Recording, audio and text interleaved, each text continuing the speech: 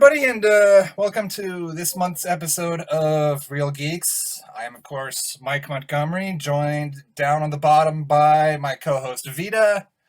And over to the side is our guest, Natasha, who's back for some reason. Your idea. I was just like, okay, sign me up.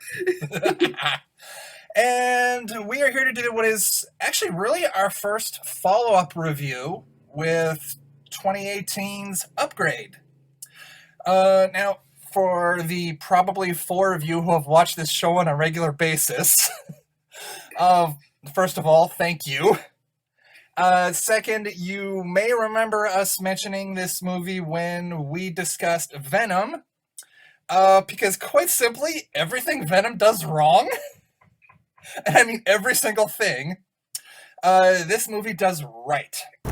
This, honestly, I think, as far as non-MCU comic book films go at least, it's my Thor 2. As a quadriplegic, it must be frustrating for you, someone who liked to get things done with their hands. Here's the thing. 4 guys murdered my wife. If I could find these men, I'd do it. What if I told you I could offer you something that would enable you to walk again? I call it STEM, a computer chip that has the potential to change everything. It's a new, better brain. I am STEM, the system operating your body for you. Can anybody else hear you? No, only you. May I point something out? In the drone surveillance footage, Sir Brantner, Marine Corps, address 414 Citrus, Newground. We'll need a plan. I got this. This doesn't seem like a well-thought-out plan. I need your permission to operate independently. Permission granted! Thank you.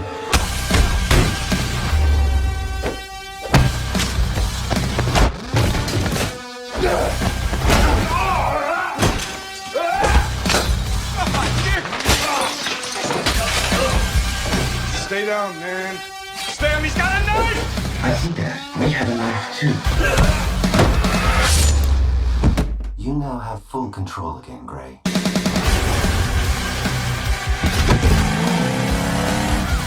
If you are involved in this somehow, then you need to let me know. Well, I was in the area, detective. There's a gun implanted inside his hand. Stanley, what do you think I should do? Move, Gray. Man, you are persistent. I cannot allow us to be killed. We are going to finish the job we started. You didn't know that I'm a ninja.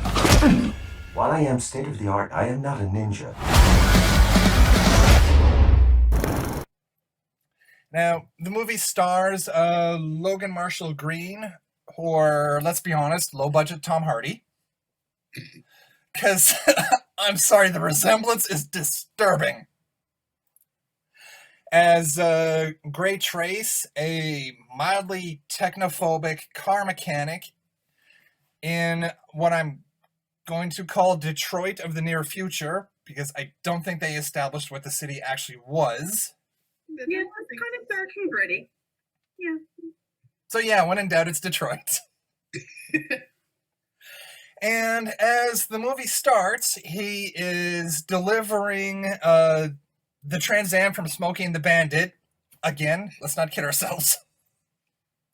To a client who is, frankly, this movie's Elon Musk. His name actually being Aaron Keane.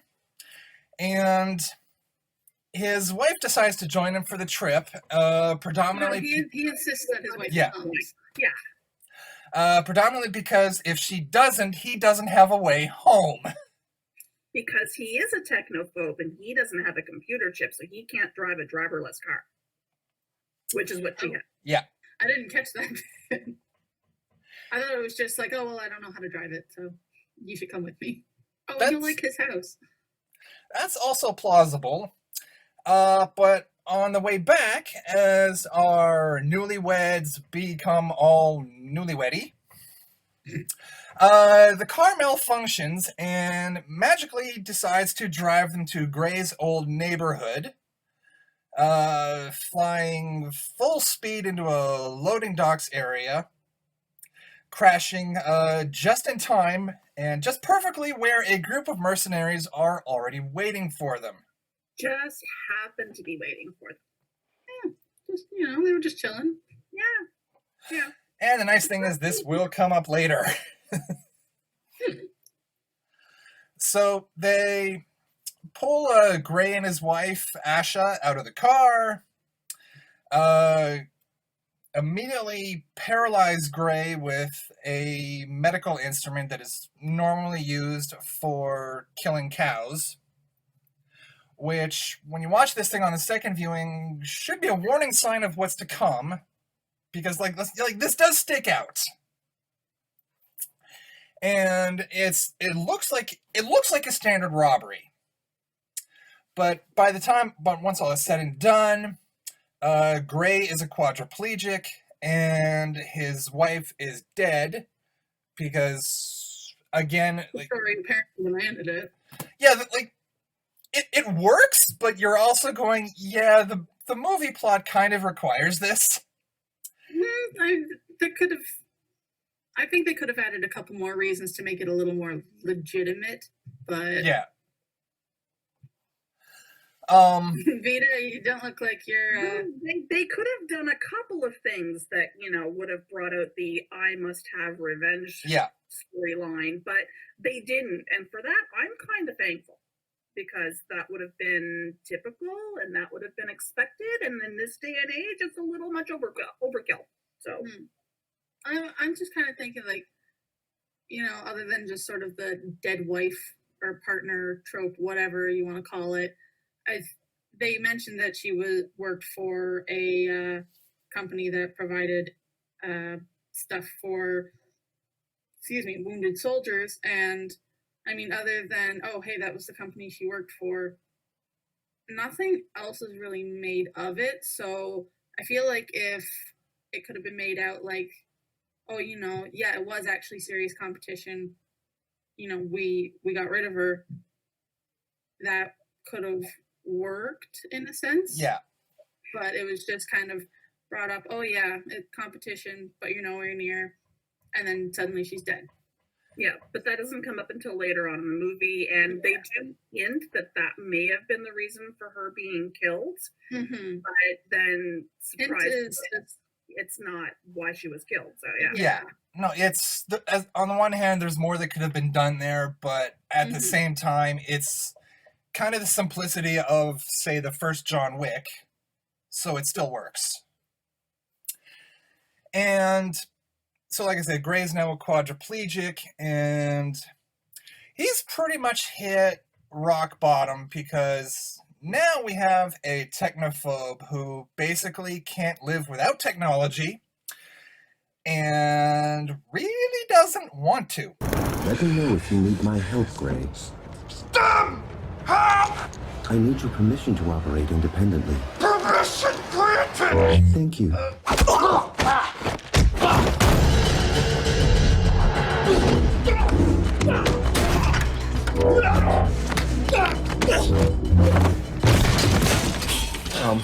Okay, Stem, what are we doing, man? Just relax. What the fuck? Oh, God, dear! Oh, look, man, stay down, please.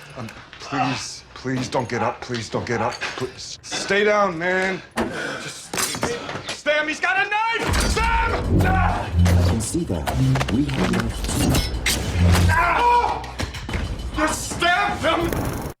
So now, Life is one quadriplegic, can't do anything for myself, and he is the kind of guy that would do all the work with his hands. Yeah. Like working on the cars and stuff. So to go from being able to do this for yourself, and not just being able to do it for yourself, and then suddenly have to rely on people and, not being able to do anything, literally quadriplegic, neck down.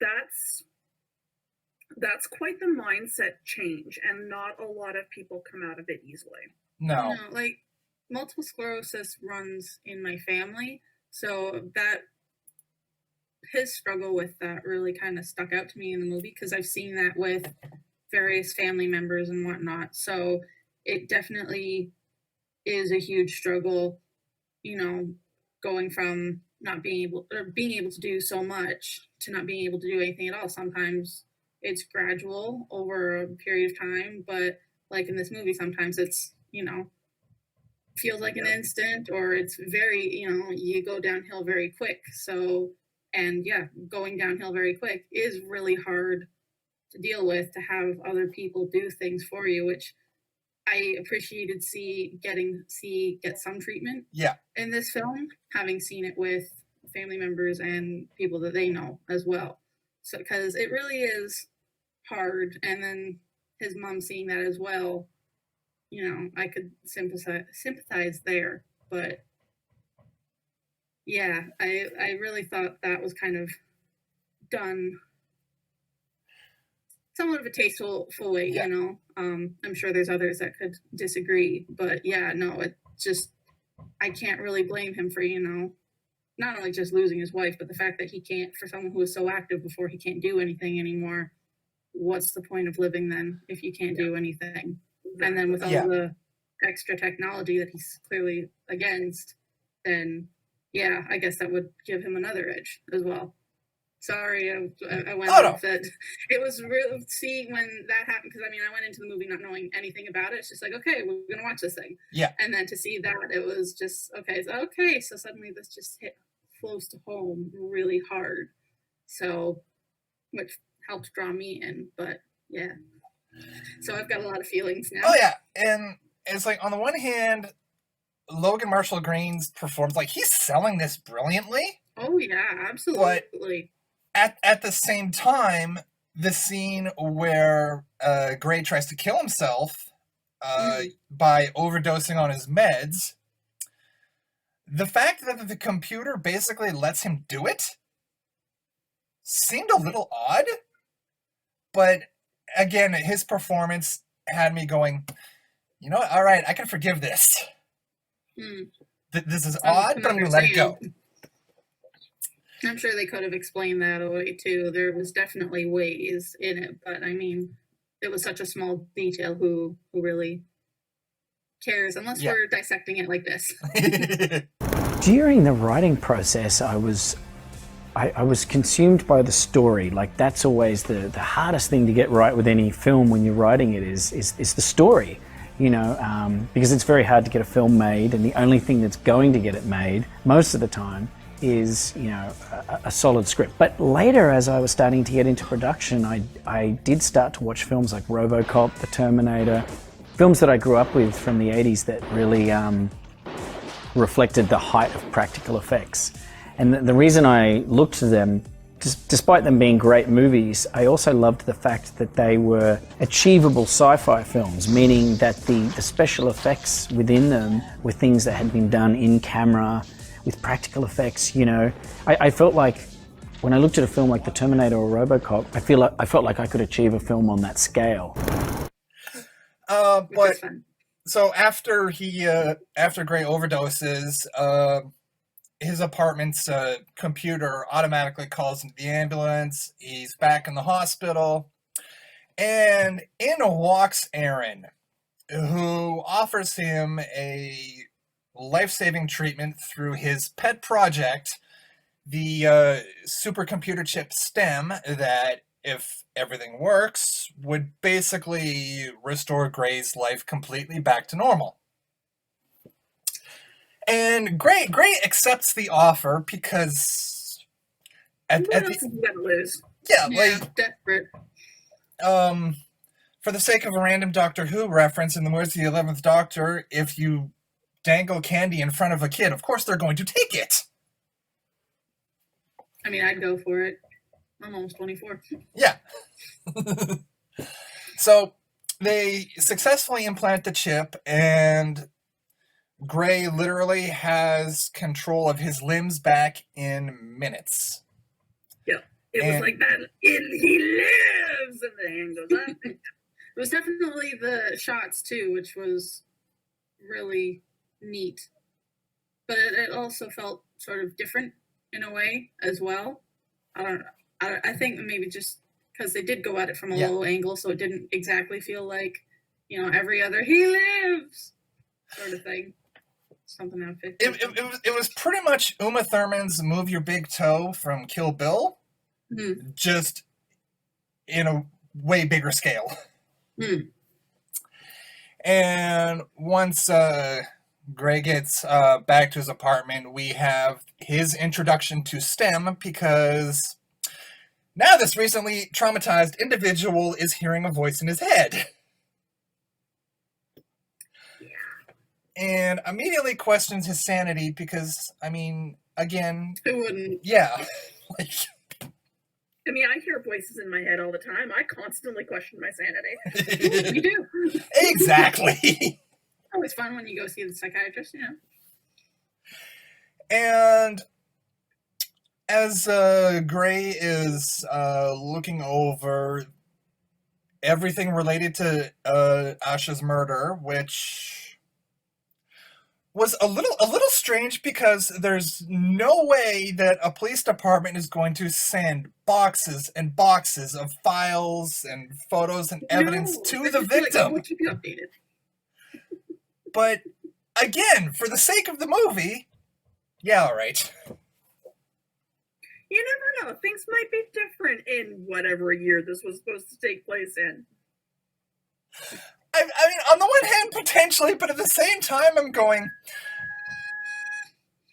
I think this is a violation of every police evidence regulation imaginable. But how is police officer father's in the other room? I can go ask. But again, everything on screen here is good enough that I'm like, yeah, all right. Yeah, okay, fuck it, whatever. Yeah, just, let's get to some stabby. So Gray is watching the drone footage of the attack and his wife's murder, and Stem goes and introduces himself by going, can I just point out a little something there to you? What the fuck? Who the fuck? Just be like, yep, okay, I've officially lost it. Oh, yeah. So Gray eventually figures out that all of these mercenaries had cybernetic implants, and there's a conspiracy that seems to indicate that this whole thing was a setup to murder his wife. That's the way it's presented, yeah. Yes, keyword presented. And of course, needless to say, this is the part where I will throw in the spoiler warning. Let's all go to the...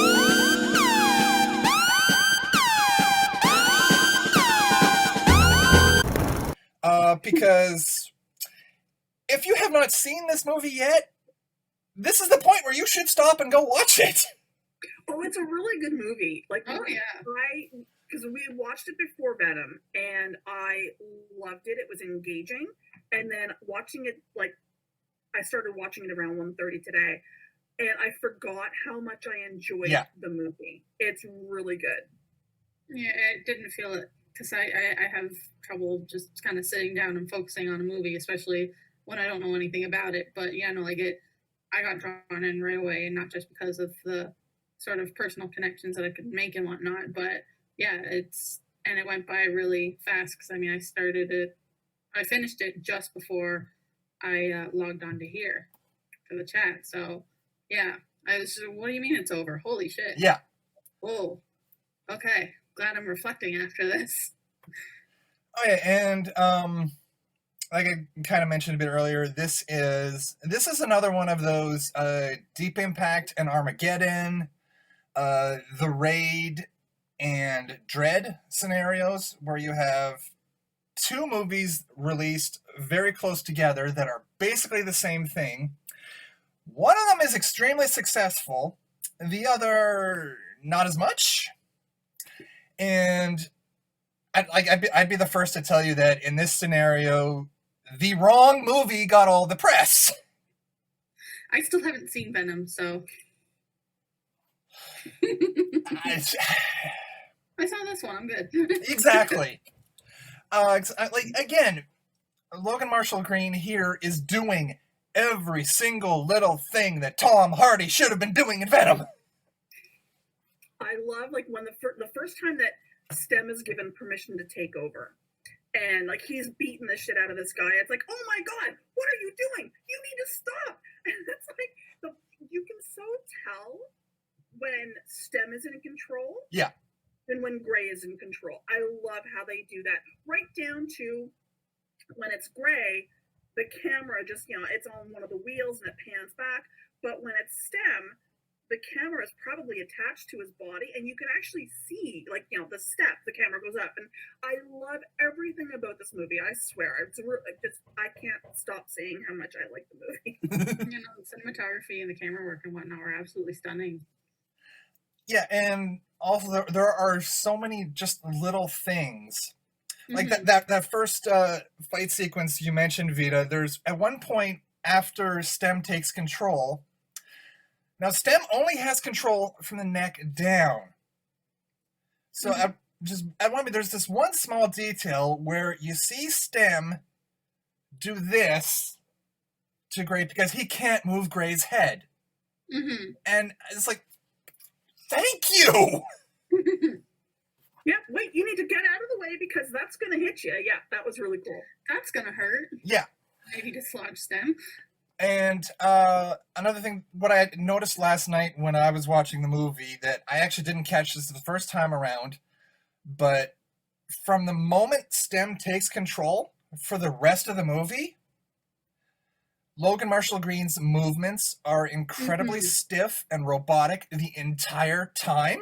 Yeah, I wanted to bring that up too, so I'm glad that you did bring it up, because, it's just as soon as he can finally start moving with the help of Stem, it's all very, like you said, sort of mechanic, robotic, and that alone makes it very unsettling. Because, you're already kind of feeling like, this seems a little too good to be true. Why would this guy, want to help his mechanic?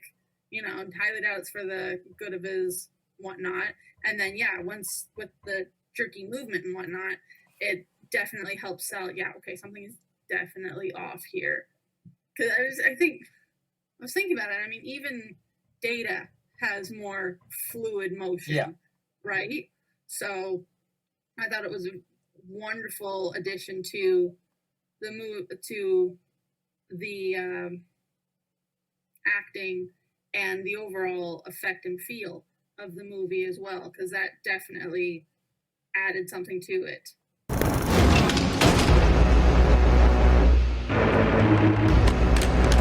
Wake up!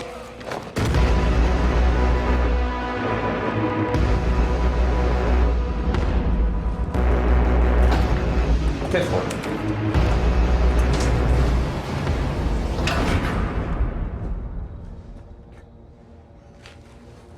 Now that's how you looked when I saw you last. It's good to be back, Gray.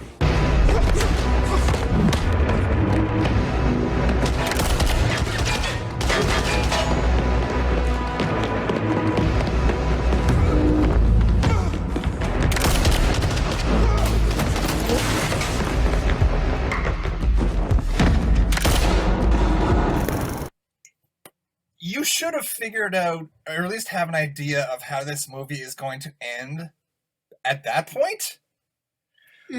Because of how similar it is to the beginning of the movie. But at the same time, you're drawn in so well that if you miss that, I could completely understand. And I think a lot of that comes down to director Leigh Whannell, who at this point most people will probably know more for 2020's Invisible Man. And in terms of what Upgrade did on like the festival circuit, because I think when I first heard about it, it was after screenings at South by Southwest down in Austin, Texas. And Upgrade was basically what put Leigh Whannell on the map. Like before this, he had predominantly done various things in the Saw and Insidious franchises. And just from this movie alone, I'm sorry, he's better than anything either of those franchises have ever put out. Now, I admittedly have to say I haven't watched the Saw franchise because I tried watching the first movie and I couldn't get into the story. I couldn't get into the abject cruelty and horror of it just for the sake of cruelty and horror. So I have not watched any of the Saw movies. I have watched some of the Insidious ones though. Yeah, no, like Saw, I've seen like bits and pieces, like just enough to go, okay, this is basically the how much blood can we throw at the camera horror that I'm not a fan of at all. Yeah. No, it's over the top, and honestly, if I want to do that, I'll just fill the bathtub with corn syrup and red dye and, go for it. Humanity is cruel enough. I don't need to watch a movie about it. Exactly. Yeah. We all watch different things and like different things for different reasons. But for me, I like to escape. I don't like reality. Why do I want to watch it? It's one of the reasons why I hate Hallmark movies. But so this was a kind of a good escape because I could not only relate, but also there was some believability there because even just with the way the world is today, not everybody is fond of technology. Working through this pandemic, I've had to take people's phone numbers so that we could call them when, we're ready to help them and whatnot. And the amount of people, oh, well, I don't have my cell phone on me, or, oh, I don't have text, I don't have a cell phone, and then, even just kind of going about life, I don't have Facebook, I don't have Twitter, I don't have email, whatever. We have people like that as well. I stick to older cars because I don't like all the computers and the new ones and whatnot. So the fact that, a detective or this mechanic is technophobe, completely believable for me. Because, with everything that's going on in the world right now, we've seen that. And it is changing very fast. Yeah, and also, quite simply, this movie scared the fuck out of me in all the right ways. I took a few pieces of shrapnel for my country, and they rewarded me by turning me into a lab rat. Now I'm like you. I'm strong. Yeah. Takes a lot of strength to murder an innocent woman in the streets, doesn't it? You think you hate me because I shot your wife, but your story is the same as mine. I didn't ruin your life. I gave you a gift. I inducted you into my race, the upgraded. Now you're better than everyone else. Stronger, faster. I could kill you without moving a muscle. I could kill you with a breath, but I don't want to. I want to help you. I want you to stand with us. I just want to know why they paid you to kill her. Man, you are persistent. Most of this, for about the first 3/4 of the movie, I was like, okay, this seems kind of awesome. And then we find out who the villain of the movie actually is. Yeah. And I'm like, It's the fucking ship. Holy shit. And and then they go one step further because not only do we find out that STEM has arranged the entire thing, but when you hear when you see Logan Marshall Gray's performance change for a third time, right before the end, he's just utterly blank, and you hear that utterly robotic Gray's not here anymore. Oof. I'm like, and STEM basically says, yeah, I needed a human body to evolve, so I needed to find a human with no technological implants and then create a scenario where his mind would break so that I could assume full control. And yeah, Gray just broke. Yeah, I was sitting there going, what kind of Five Nights at Freddy's sister location entered bullshit is this? Although, like, obviously much more, you know. Yeah, I'm like, just sitting on the couch there, like, I'm rethinking so many things right now. Technology is wonderful, but at the same time, too, we're, I don't know, getting ahead of ourselves, maybe? Or, you know, the human mind just goes, hey, what if we already think, you know, oh, what if they rise up against us and kill us? No, maybe they just want to be us instead. Tell us, how did you create a low-budget film to look like a billionaire film? Well, thank you. That's a big compliment. I really just tried to look at it from the point of view of the audience. Like, how much does the audience need to see to feel like this is a big world? And it's kind of like a little bit of a magician's trick. Like, I just show you a little bit. So there's only really a couple of shots in the film where you see this huge city, but all you need is those 2 shots for the audience to believe that they're in this big world. The ending of this story was magnificent and very unexpected. Can you tell us a little bit about how was the brainstorming process for the ending? The first draft of the production draft of the script had a different ending. And then about 2 weeks before we started shooting, I had this other idea. And all of a sudden I said, okay, we've got to change the ending. So everybody panicked. Yeah. And I said, no, you know, it's going to be worth it. And I'm glad that I pushed for it, because ultimately nobody remembers the problems at the premiere of the movie. Yeah. Nobody's on the red carpet saying, oh, you really killed us that day. Yeah. At the end. Everybody has movie amnesia. All they remember is the finished product. Yeah. So I would say to aspiring filmmakers watching that, just do the best thing for the movie, no matter how hard it seems, because later you'll be thankful. I'm just thinking this is probably as good a time as any to go into ratings, and for myself, like, Logan Marshall Green's performance alone justifies a full 5 out of 5. Like I said earlier, it's a lot of the attention to those little things that just makes this movie work so perfectly in ways that most major Hollywood films just would not bother with. Mm-hmm. And then just on top of that, how well everything around this works. Like there's even a slight Blade Runner feel to it, between things like the implants and even just the score of the film. That's like, yeah, this is about the only kind of horror movie I can get into. I'm not one for horror myself either, but this was really good. Oh yeah. Vita, how about you? 4.5, 5, right there with you. I love the way that they definitely made it clear which was gray and which was sin. Yeah. The plot twist alone surprised me. That did catch me unawares. And I'm usually pretty good about sussing out where a movie is going. So for that to throw in, you know, oh, it's actually the stem. Like, I could have understood if, oh, well, now that I'm here, I'm going to make myself at home. But no, it was the computer that brought it all out to fruition right from the get-go. Like, it wasn't oh, well, I'm here now, I'm going to evolve. No, it was evolving before it joined with the human, and that's what surprised me.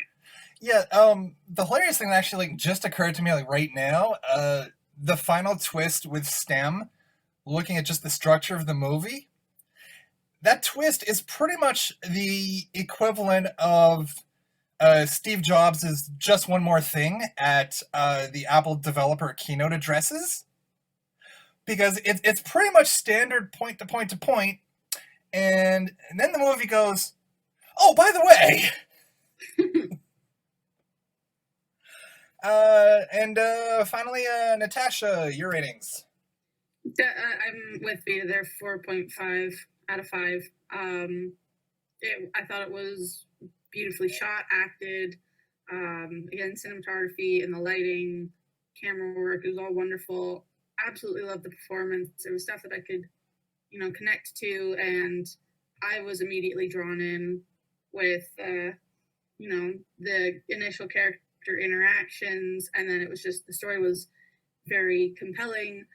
There were some things that occasionally pulled me out of it, but I mean, they were very minor things that, you know, like we discussed. So it worked for it that I just might not have liked or agreed with, but overall, because it's not one of those big ones, kind of like Venom, and I find, you know, sometimes that really works. Yeah. For lower budget films, because you only have so much to work with, you really make it work.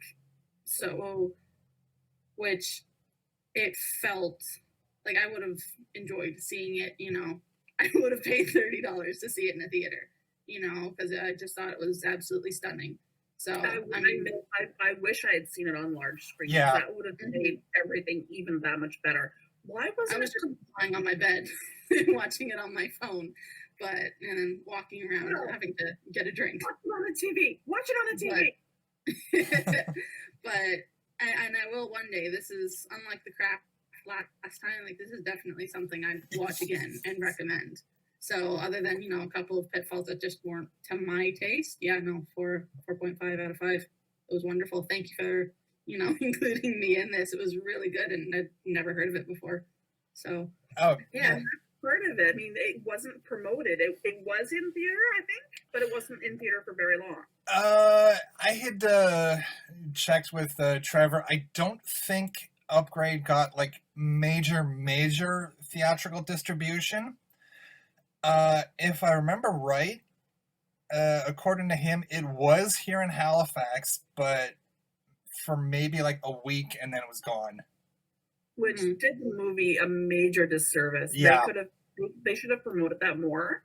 And the thing is, though, too, I mean, budget for the movie overall also includes, you know, the promotion and I think the distribution. Don't quote me on that. I'm not a money person when it comes to film.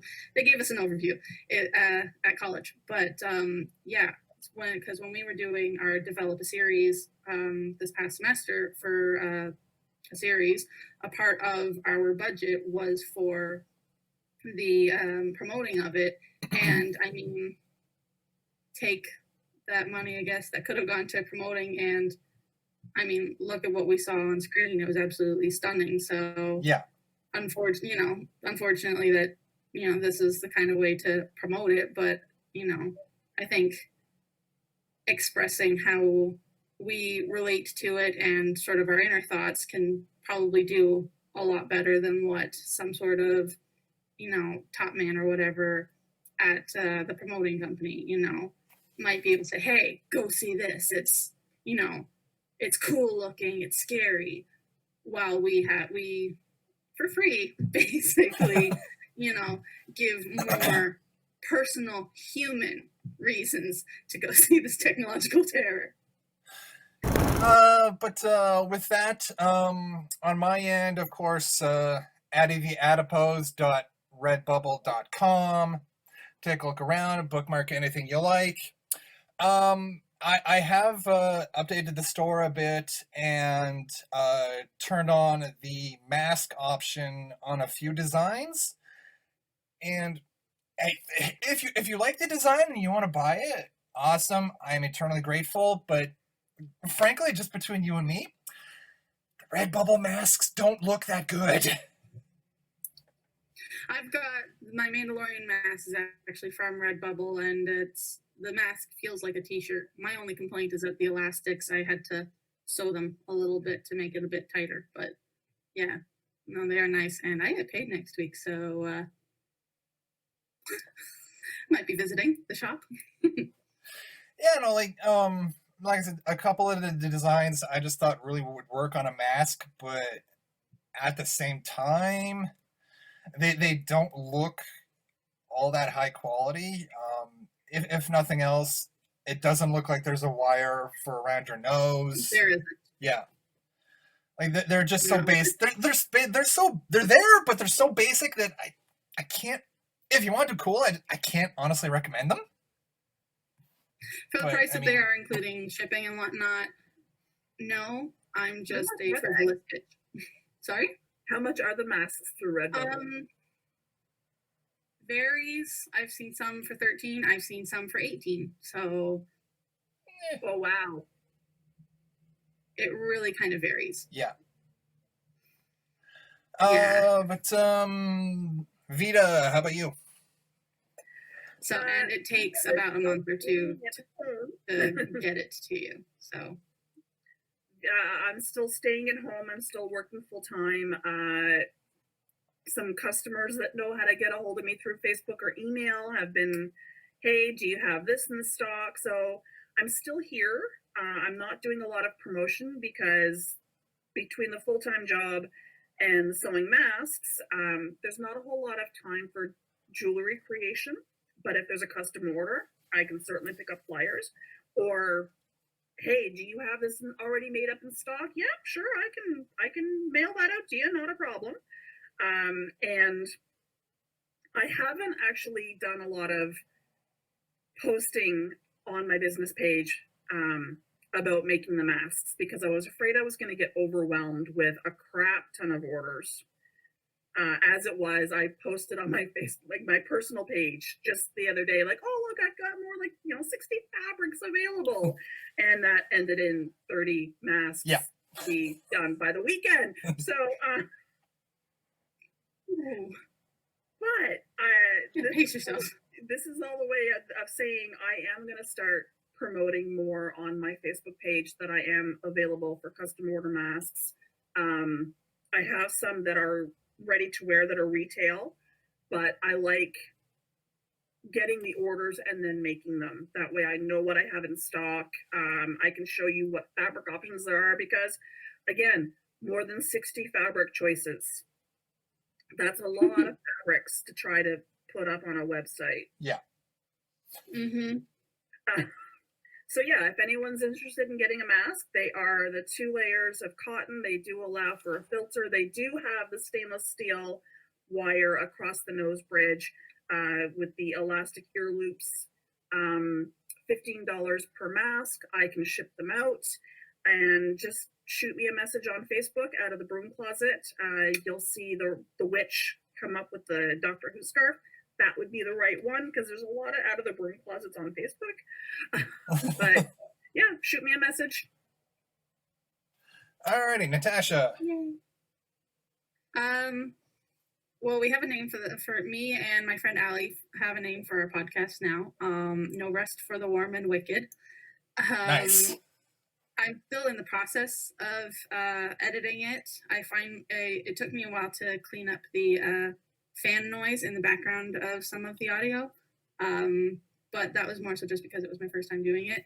But between work and I've been traveling out of town to help my dad with some stuff. Like today we were doing gate and landscaping, which is why I got a sunburn. But I'm trying my best to get it up, but obviously I will be posting links once I do finish the editing and the website does go live. So it's just right now it's kind of a work in progress, much slower than I would have liked, but also I've got unfortunately bigger concerns at the moment.